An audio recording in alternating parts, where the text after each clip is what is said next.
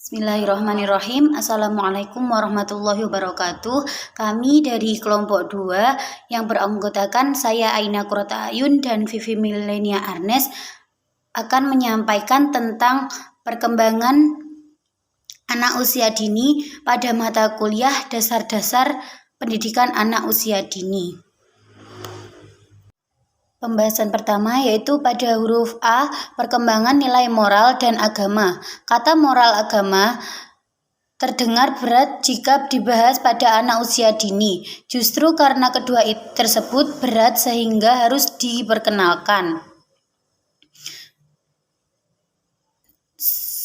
Karena moral dan agama itu jangan dijadikan sebagai momok yang menakutkan bagi anak. Kenapa? Karena negara Indonesia adalah negara yang bermoral dan tinggi ajaran dan nilai agamanya. Perilaku yang benar itu terdiri dari melakukan tugas seseorang, menunjukkan rasa hormat terhadap otoritas. Orientasi logistik kontak sosial, tindakan yang benar cenderung didefinisikan dalam hal hak-hak dan standar individu secara umum yang telah diperiksa dan disetujui oleh seluruh masyarakat. Yang B, yaitu perkembangan sosial emosional. Perkembangan sosial merupakan peningkatan kemampuan individu dalam berinteraksi dengan orang lain, sedangkan perkembangan emosional adalah kemampuan individu untuk mengelola dan mengekspresikan perasaannya dalam bentuk ekspresi tindakan yang dinamakan melalui mimik wajah maupun aktivitas lainnya. Sekuensi fisik, tindakan menentukan kebaikan dan keburukan dari tindakan tersebut.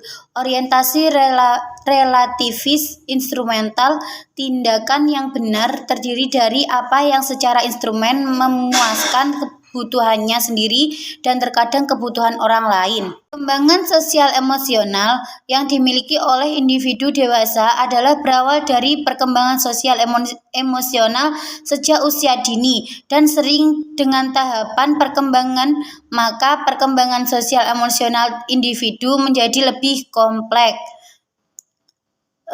Selanjutnya akan dilanjutkan oleh Mbak Vivi Milenia Arnes. Perkembangan kognitif adalah perkembangan yang berhubungan dengan kemampuan individu untuk mengolah informasi. Dalam bahasa sehari-hari disebut kemampuan berpikir. Dalam proses pengolahan informasi, pengetahuan yang sudah dimiliki akan berkolaborasi dengan pengetahuan baru yang diperoleh, sehingga terbentuklah kesimpulan baru tentang pengetahuan.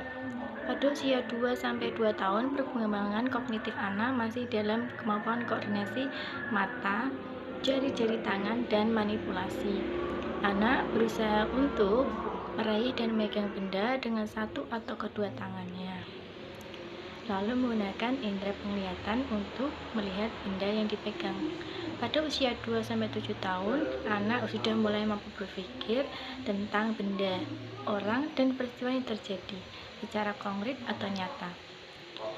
Perkembangan bahasa. Bahasa adalah alat atau sarana untuk berkomunikasi antara individu yang satu dengan individu yang lain. Secara pada usia dini, perkembangan bahasa mulai terlihat pada usia 1 tahun, di mana anak sudah mulai berceloteh, maknanya belum jelas.